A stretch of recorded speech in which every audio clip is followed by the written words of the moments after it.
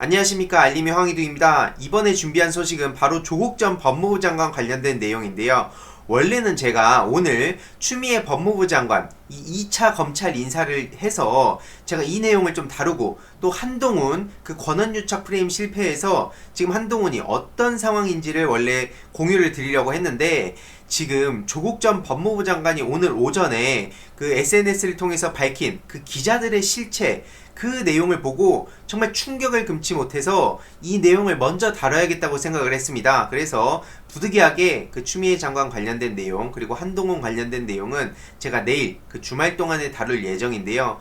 어떤 내용이냐면, 지금 조국 전 법무부 장관이 그 작년 9월 그 무렵에 한창 기자들이 쫓아다닐 때 그 실체를 공개한 건데요. 심지어 혼자 사는 조국 전 법무부 장관 따님 집 앞에 가서 초인종까지 누르는 기자가 있었습니다. 이외로도 어떻게든 취재를 하겠다면서 미행을 하고 잠입을 하고 완전 충격적이고 그런 공포스러운 모습들을 보면서 와, 진짜 소름이 쫙 돋았는데요. 어떤 내용인지 아주 간략하게 핵심적인 내용만 공유 드리도록 하겠습니다. 다들 기억하시죠? 작년 9월 조국 전 법무부 장관 기자 간담회 때인데요. 이때부터 아주 정말 많은 기자들이 언론의 자유를 명분으로 이 사생활까지도 아무렇지도 않게 털었던 거 다들 기억하실 겁니다.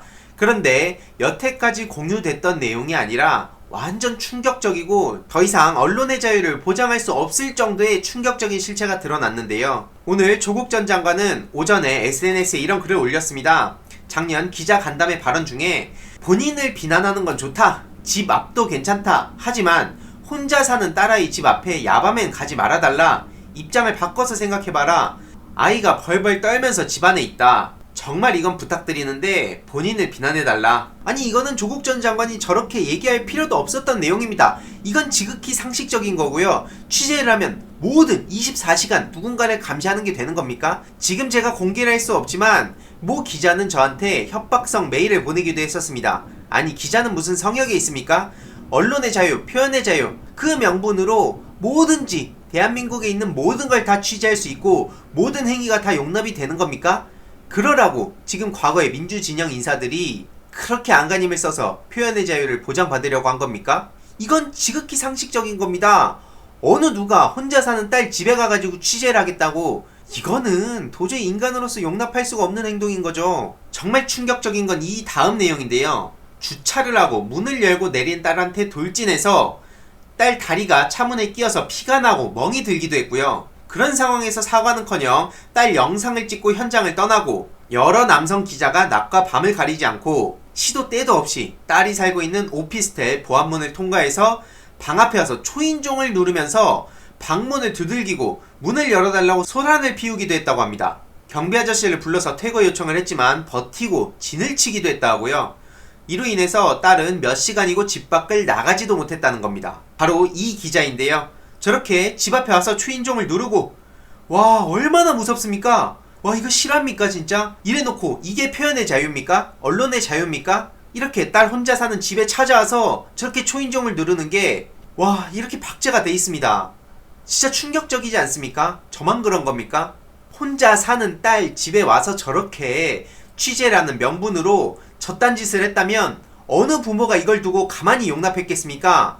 하지만 조국 전 법무부 장관은 공인이라는 이유만으로, 법무부 장관 후보자라는 이유만으로 이 모든 것을 감내했습니다. 그리고 그 일가분들까지도 마찬가지입니다. 이 어마어마한 만행에 대해서도 기자들은 전혀 부끄러움을 느끼지 않았고요. 심지어 이 자칭 보수 세력들의 지지자들은 이런 조국 전 법무부 장관이 부탁을 하는 그런 상황에도 오히려 언플을 통해서 조국 전 장관을 비난하고 조롱하고 명예훼손을 실컷 했었죠.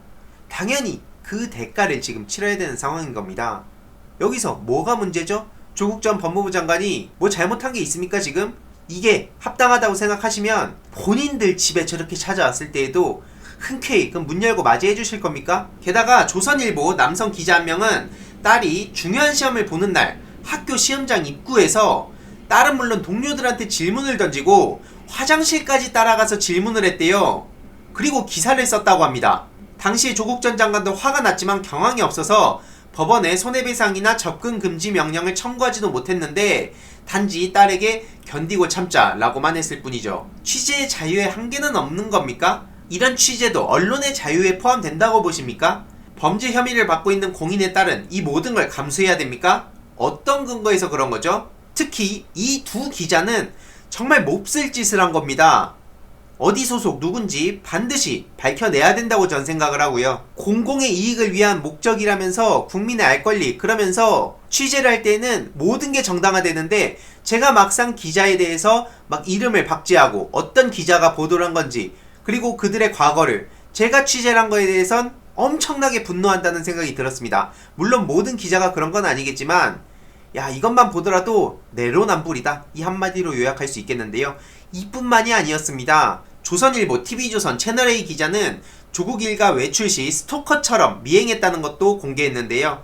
아파트 보안문을 몰래 통과해서 계단 아래 숨어있거나 그러다가 튀어나오고 집 현관까지 올라와서 초인종 집요하게 누르고 한 가족이 문을 열면 카메라를 들이대고 또 차문을 붙잡고 차문을 닫지도 못하게 막는 기자도 있었다고 합니다. TV조선, 채널A 등 소속으로 기억한다고 하는데요. 이게 조선일보, 동아일보죠. 그리고 더팩트 기자는 잠복하고 있다가 가족 브런치 식당까지 따라와서 사진을 찍고 단독 포착이라고 올렸다고 하는데요. 기자는 이 모든 걸 포함하는 질문한 특권을 향유하는 건가요? 만약 취재 대상자가 응하지 않으면 어떤 수단과 방법을 동원해서라도 모든 걸 확보할 수 있는 겁니까? 공직을 떠난 사람의 가족 식사 사진 올리는 것도 시민의 알 권리를 위한 겁니까? 이게 헌법이 보장하는 취재의 자유고 칭찬받아야 하는 투철한 기자 정신의 표출입니까? 그리고 중요한 것은 재벌 일가나 언론사 사주 일가의 범죄 혐의, 윤석열의 장모, 배우자, 최측근 범죄 혐의에 대해선 왜 이같이 안 하는 겁니까? 일단 이것만 보더라도 지금 기자들이 얼마나 편파적으로 보도를 하는지 쉽게 알 수 있습니다. 그리고 중요한 것은 정말 심각한 문제인데 이런 거를 단독을 따낸 사람이 칭찬을 받는 아주 기이한 형태라는 거죠. 이것 반드시 개혁해야 되는 겁니다. 권위주의 정권 하에서 민주진보 진영이 언론의 자유를 위해서 모든 걸 다 바쳐 투쟁했습니다. 겨우겨우 그 암흑기가 끝났는데 지금 어느 언론, 어느 기자가 정권을 두려워합니까? 그럼에도 불구하고 문재인 정부를 독재, 전체주의라고 비난하는 그런 상황인데요. 그 현실 자체가 독재, 전체주의를 하고 있지 않다는 반증이라는 거, 그들의 존재 자체가 증거라는 걸 제가 지난 영상에서도 다룬 적이 있습니다. 이제 언론의 자유의 한계에 대해서도 고민해야 되는 상황이라고 생각하고요. 조국 전 장관이 아파트 공동 출입문을 통과해서 초인종을 누른 행위에 대해서 법원이 주거침입죄 유죄 판결 내렸던 것도 저렇게 공개했습니다. 공동주택 내부로 침입해 두려움을 느꼈다고 신고해서 법원이 벌금 100만원씩 내라고 판결한 것도 있었고요. 공동주택인 경우 거주자 허락 없이 공용 엘리베이터나 계단만 이용해도 주거침입으로 보고 있다고 합니다. 지난 2013년에는 아파트 출입문으로 들어가서 현관문 비밀번호를 누른 40대 남성한테 징역 6개월이 선고됐다고 하네요. 이제 기자들 어떻게 되겠습니까? 국내 최고 형법학자 조국 교수가 이걸 가만히 넘어가겠습니까? 심지어 이건 조국 개인을 위한 것이 아니고 대한민국 사회의 미래를 위한 우리 언론 전반적인 개혁을 위한 것이죠. 심지어 이건 조국 전 장관 개인을 위한 것이라고 해도 그 누구도 할 말이 없을 겁니다. 조국 전 장관은 공인이라는 이유만으로 이 혼자 사는 딸 집에 초인종 누르는 것까지 그리고 미행하고 잠입하고 이 모든 거를 감내해야만 했습니다. 앞서 제가 말씀드렸던 그 메일 지금 공개할 수 없는 상황인데요. 조만간 제가 공개를 할 예정이고요. 아무튼 오늘의 결론, 지금 이런 파렴치한 만행을 공개한 조국 전 장관 그 누가 돌을 던질 것인가, 저는 이런 생각이 들고요. 기자들도 또한 엄청난 권력자입니다. 그런 권력자들을 박제한다는 이유만으로 본인들은 기분 나빠하고 협박성 메일 보내고 저는 이거 도저히 용납 못하고요. 거기에 기죽을 생각도 없습니다. 이를 계기로 저는 언론의 자유 그 한계에 대해서 이젠 생각할 시점이라고 생각하고요. 조국 전 장관의 명예회복 정말 시급해 보입니다.